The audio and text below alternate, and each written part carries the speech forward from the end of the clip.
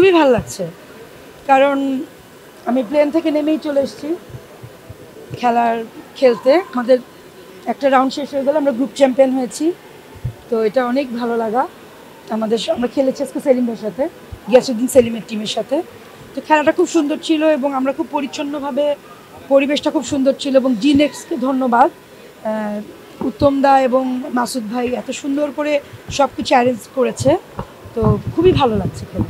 আমি সবসময় পজিটিভের দলে, আমার সবসময় পজিটিভ ভাবতে ভালো লাগে, আমার নেগেটিভ কিছু আমি মাথায় নিতেও ভালো লাগে না।